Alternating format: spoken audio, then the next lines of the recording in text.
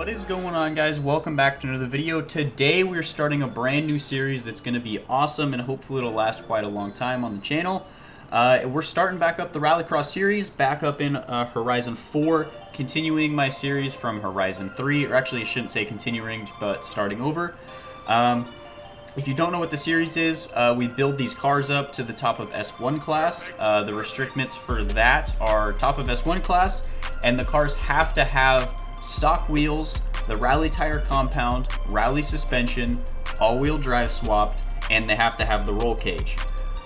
Just like some requirements as like pretty much any rally car would be. The all-wheel drive is the only thing it's not. I kind of like having the cars all-wheel drive. It gives them a really base, you know, it makes them all kind of similar with all the different things about the cars.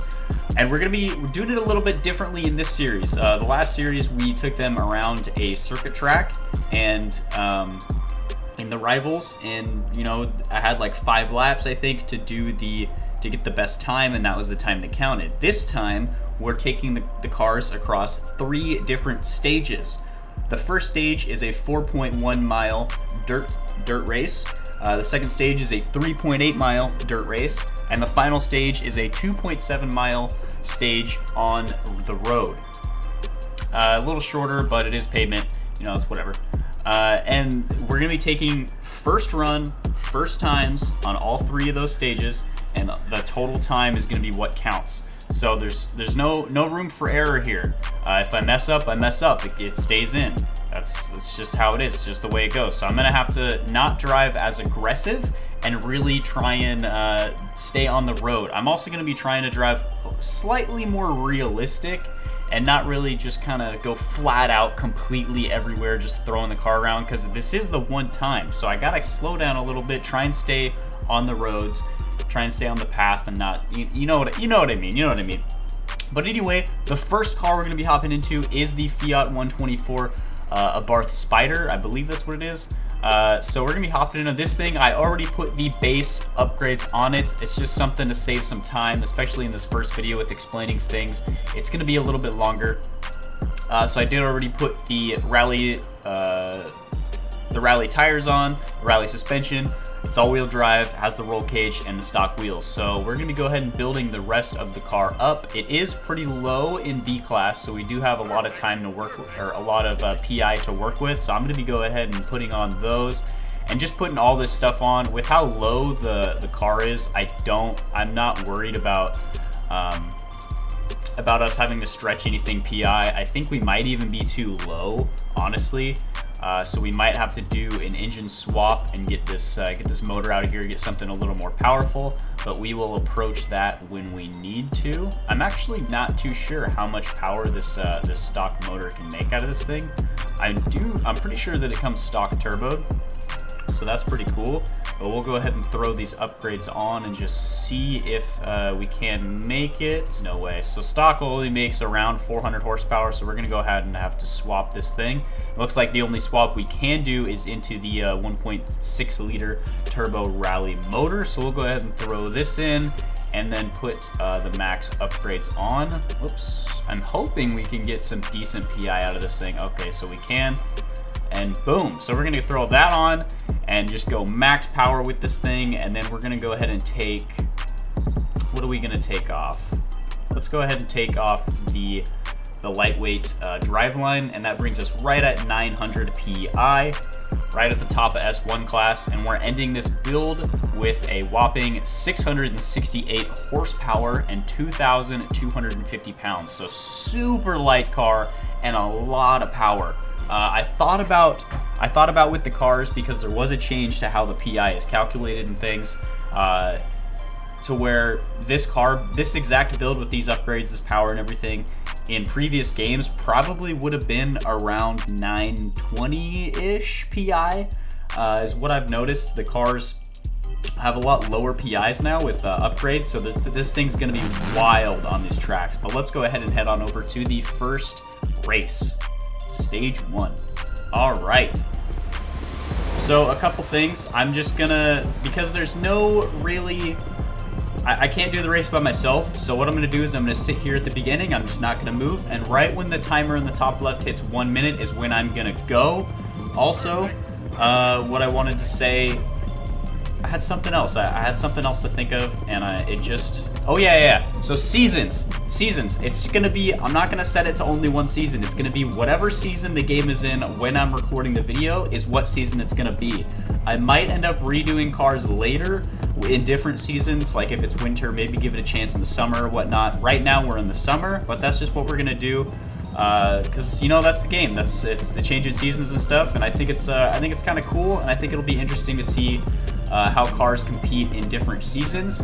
And as we're coming up on the 1 minute mark, and here in a second, and we'll get this first race going on the way.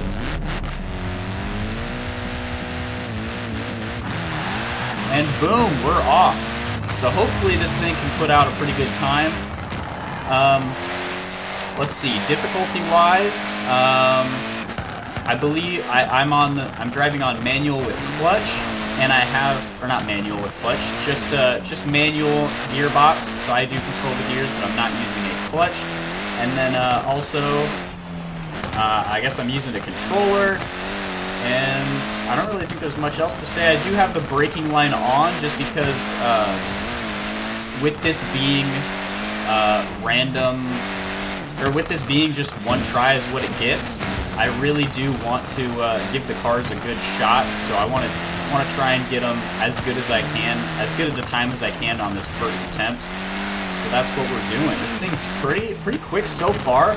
Obviously, I'm gonna sneeze in a second. Obviously, I don't really know what time is good and what time is bad. So until after doing a couple more attempts.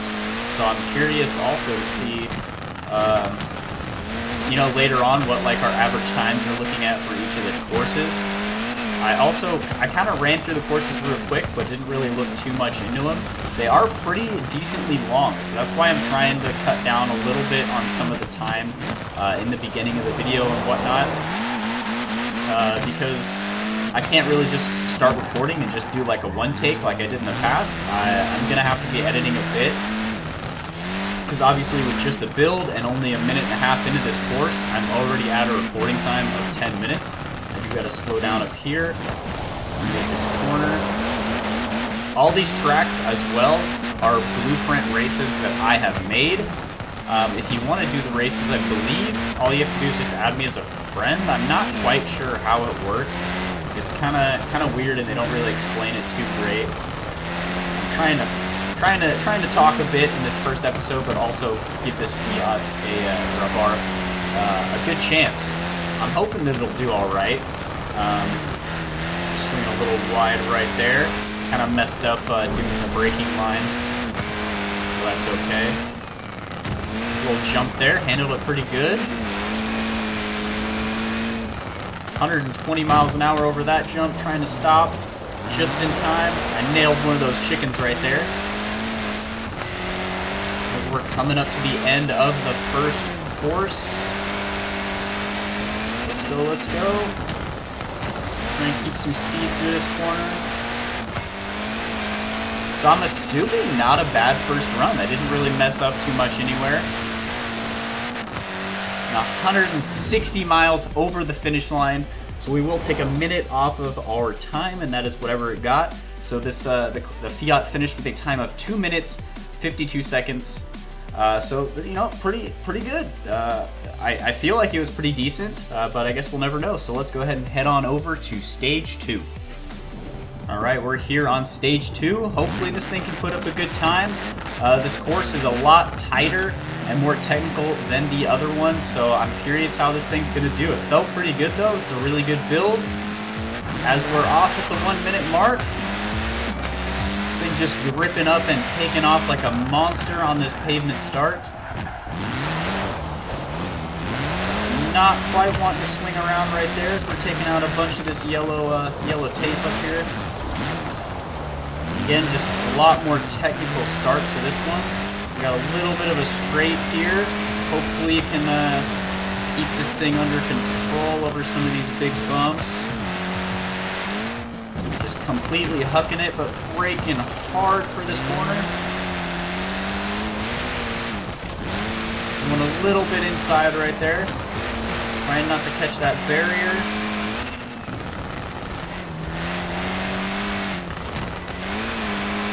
And like I said, this course is a lot more tight and narrow, because this is not one of the, this is one of the dotted off-road lines, off-road roads, and not actually one of the ones that is solid.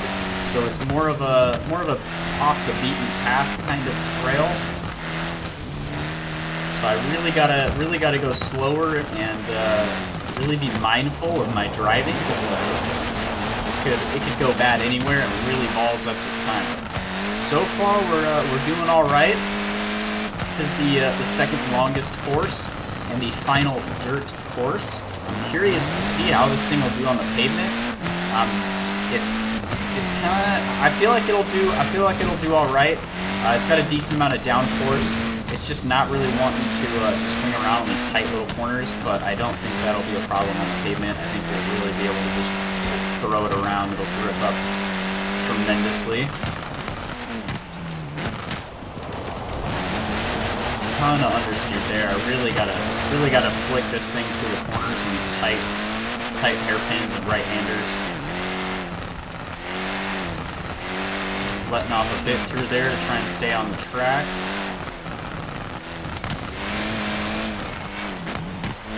This whole racing line is just yellow and red.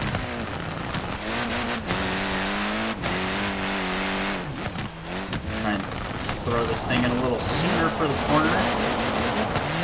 That worked out perfectly. Probably should have stayed up in second for that one, as we're coming on the final back straight. Just ripping down this hill.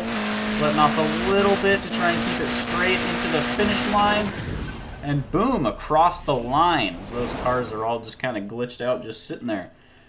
So finishing stage 2 with a time of 2 minutes, 40.654 seconds. So again, I don't know if that's a good time or not, but it felt all right. Definitely could have been a lot better. And as the series progresses, I'm going to do these tracks more and more and really get used to them, and I'm going to be able to nail a lot of these corners. So, I mean, even if this car build is perfect, I think that these first couple times are definitely going to be on the slower end. Easily on the slower end. But anyway, let's head on over to stage 3 on the pavement. Alrighty, here on stage 3, curious to see how this thing's gonna do on the pavement. I'm thinking it's gonna do pretty dang good. This thing gripped up a decent amount on the pavement starts as we're coming up for our launch right here. And we're off. Just ripping up and pulling like an absolute monster this thing is. So I know that I can go a little more balls to the wall in these pavement roads. They are a bit wider. But I also do know that if I mess up, and that's it. So I really gotta roll the dice here and really try and push this car, because I feel like the times that I've done so far are on the slower side. And I think I can make some of that up here on the pavement. So this is the shortest stage of the 3. Braking just a little bit and getting some air around that corner. The anti-lag on this turbo rally motor just sounding awesome. We're coming into this roundabout section. Just throwing the car around. Really trying to be quick through there.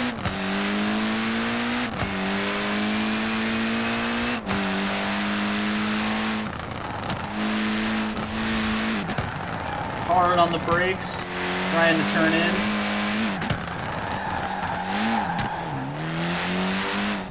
Almost ran a little wide there, a little sloppy through those 2 corners.